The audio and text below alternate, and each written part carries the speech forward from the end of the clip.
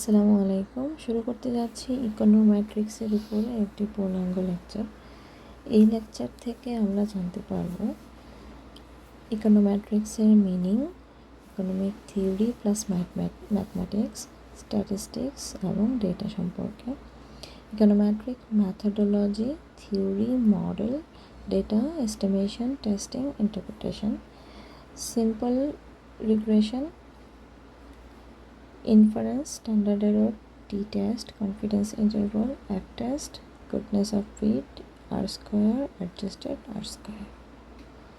বিভিন্ন functional form, multiple regression, matrix approach, model validity, forecasting, multicollinearity, এই সব কিছু আমরা এই লেকচার থেকে জানার চেষ্টা করব।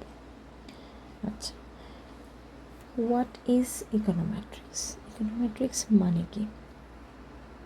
ইকোনোমেট্রিক্স হচ্ছে ইকোনমিক থিওরি, ম্যাথমেটিক্স, স্ট্যাটিস্টিক্স আর ডেটা, এই চারটা দিয়ে ইকোনমিক রিলেশনশিপকে মেজার করা।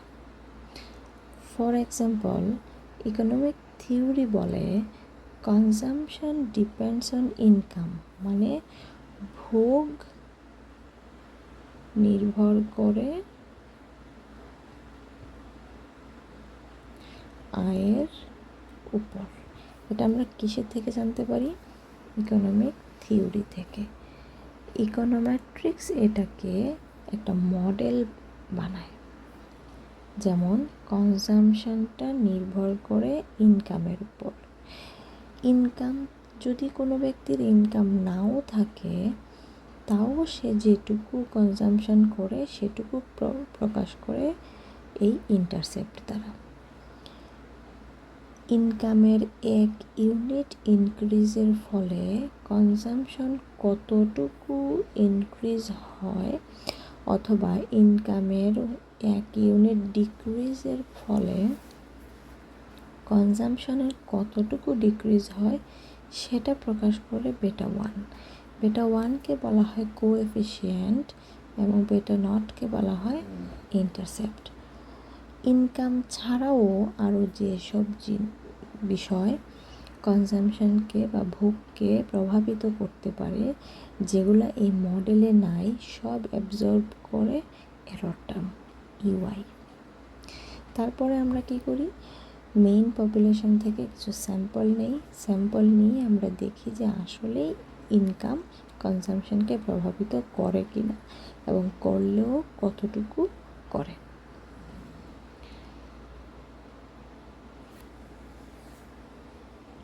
এটা এখানে বাংলায় দেওয়া আছে। ইকোনমিক্স কি বলে? আমরা জানতে চাই আয় বাড়লে ভোগ ব্যয় বাড়ে কিনা। ঠিক এটা যখন কনজাম্পশন হয়ে যায় একটা আয়ের একটা ফাংশন, সি মানে হচ্ছে কনজাম্পশন,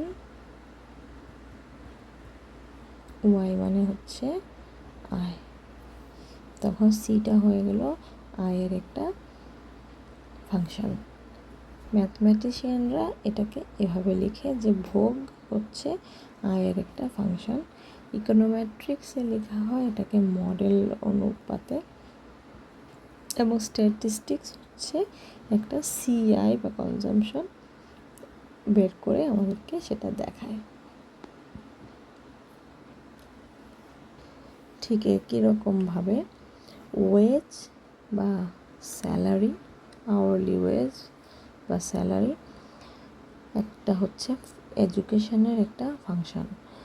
এডুকেশন যদি 1 ইয়ার বাড়ানো হয়, কোনো ব্যক্তি যদি অন্যান্য ব্যক্তির তুলনায় 1 ইয়ার এডুকেশন বেশি নেয়, কতটুকু তার ওয়েজ পরিবর্তন হবে সেটা দেখায় আমাদেরকে বেটা 1। বেটা নট আমাদেরকে কি দেখায়? এডুকেশন ছাড়াও যে ব্যক্তি যে পরিমাণ ইনকাম করে সেটা দেখায় বেটা নট। এডুকেশন ছাড়া আর যেসব বিষয় ওয়েজকে প্রভাবিত করে তার সব কিছু দেখায় এরর টার্মের মধ্যে বা নয়েজের মধ্যে। ইকোনোমেট্রিক ম্যাথোডোলজি কিভাবে করতে হয়? প্রথমে হচ্ছে ডাটা কালেক্ট করতে হয়, তারপর হচ্ছে এস্টিমেট করতে হয় একটা মেথড দ্বারা, এখানে কিছু হাইপোথেসিস টেস্টিং করা হয়। হাইপোথেসিস মানে আমরা কিছু অনুমান আগের থেকেই করে নিয়েছি। আমাদের যে এডুকেশন বাড়লে যে ওয়েজটা কতটুকু চেঞ্জ হয়, যে বেটা 1 প্রথমে হাইপোথেসিস আমরা মনে করি বেটা 1 হচ্ছে 0, কোনো চেঞ্জ হয় না। আবার অল্টারনেটিভ হাইপোথেসিস এটা হচ্ছে অল্টারনেটিভ হাইপোথেসিস আমরা ধরি যে বেটা 1 0 না, কিছু না কিছু চেঞ্জ হয় এডুকেশন বাড়ার সাথে সাথে। যদি বেটা 1টা 0 থেকে বড় হয় এবং স্ট্যাটিস্টিক্যালি সিগনিফিক্যান্ট হয়, তাহলে আমরা বলতে পারি যে এডুকেশনের সাথে ওয়েজের একটা পজিটিভ অ্যাসোসিয়েশন বা পজিটিভ একটা রিলেশন আছে। What is linear regression? Linear regression বলতে আমরা কী বুঝি? লিনিয়ার রিগ্রেশন হচ্ছে একটা ভ্যারিয়েবলকে আরেকটা ভ্যারিয়েবলের মাধ্যমে প্রকাশ করা। লিনিয়ার রিগ্রেশনের মধ্যে ডিপেন্ডেন্ট ভ্যারিয়েবল হচ্ছে ওয়াই এবং ইন্ডিপেন্ডেন্ট ভ্যারিয়েবল হচ্ছে এক্স।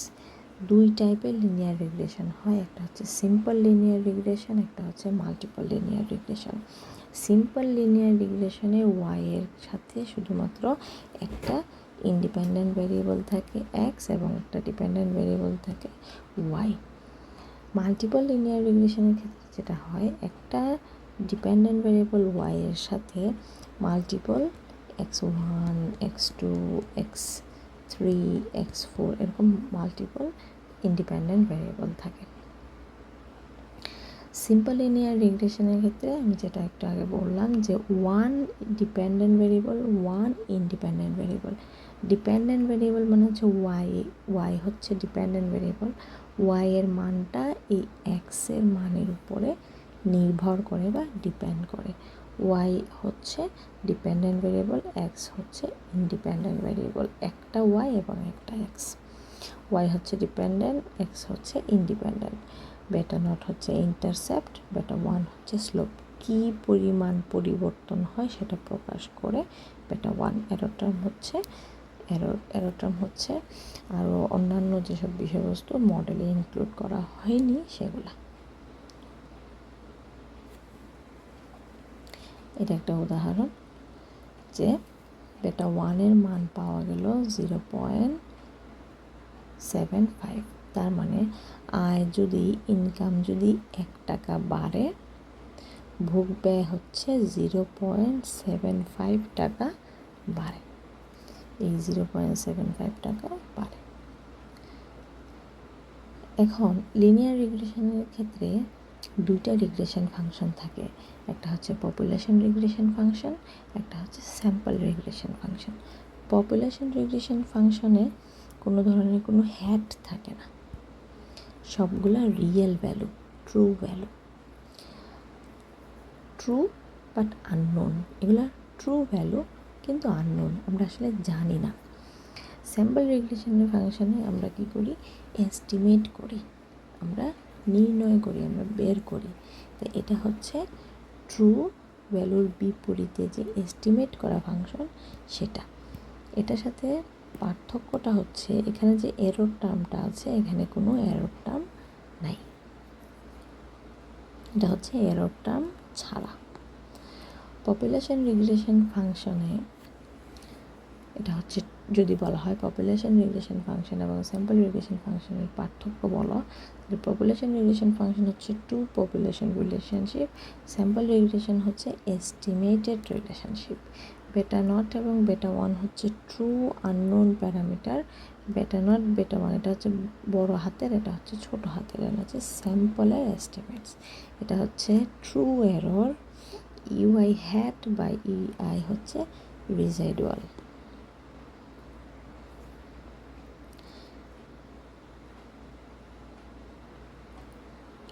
ওএলএস আসলে কি করে?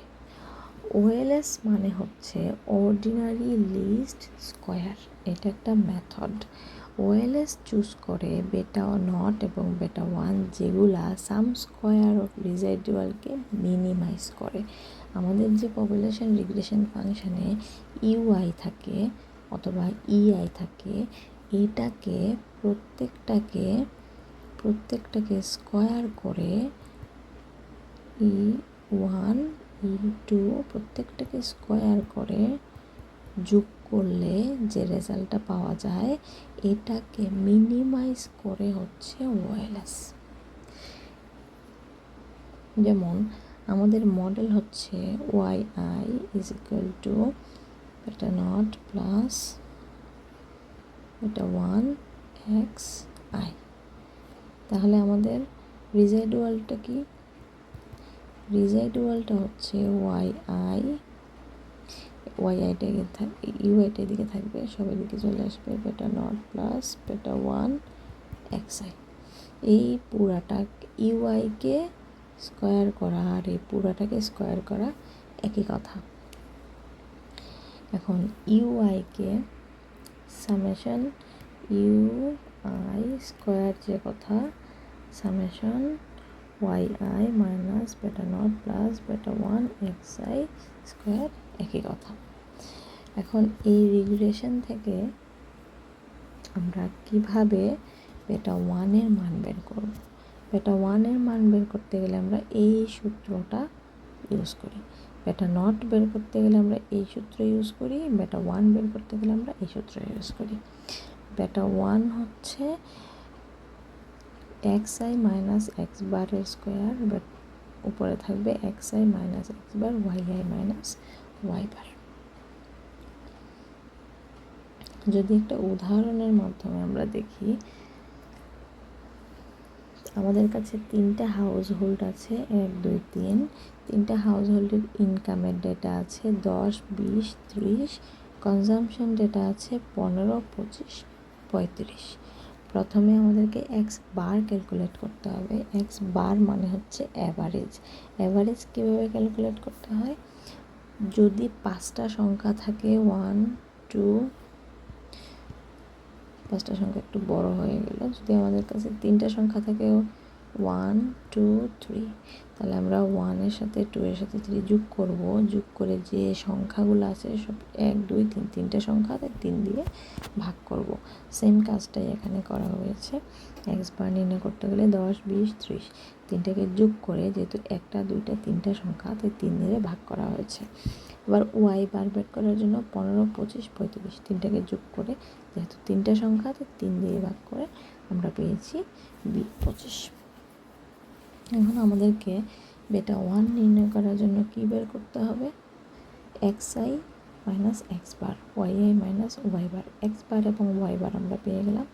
এখন আমাদেরকে করতে হবে মাইনাস xi থেকে এক্স বার মাইনাস এই 10 থেকে 20 একবার বিয়োগ, 20 থেকে 20 একবার বিয়োগ, 30 থেকে 20 একবার বিয়োগ। এটা হচ্ছে xi মাইনাস এক্স বার। 15 থেকে একবার 25 বিয়োগ, 20 থেকে 25 থেকে 25 বিয়োগ, 35 থেকে 25 বিয়োগ, তার মানে এটা হচ্ছে yi মাইনাস ওয়াই বার। এখন এখানে আমাদের কি ছিল? xi minus x bar yi minus Y বারকে গুণ করতে হবে। প্রত্যেকটারে গুণ করলে এটা পাবো, স্কোয়ার করলে এটা পাবো। কেন স্কোয়ার করব? কারণ এই যে এখানে স্কোয়ার আছে এই জন্য। তার মানে xi minus x bar yi minus y bar মানে হচ্ছে 200। xi minus x bar whole square মানে হচ্ছে 200। 200কে 200 দিয়ে ভাগ করলে হচ্ছে 1। বেটা নটের মধ্যে বেটা 1-এর মান বসাই দিলে আমরা পেয়ে যাব আগের সূত্র ব্যবহার করে বেটা নট ইকুয়াল টু হচ্ছে 5। তার মানে ওয়াই হ্যাট যদি ইউজ করি বেটা নট প্লাস বেটা 1 এক্স, যেহেতু এখানে কোনো yi নাই তাহলে এটা হবে 5 প্লাস এক্স। এভাবে আমরা বেটা 1 এবং বেটা নট বের করতে পারি।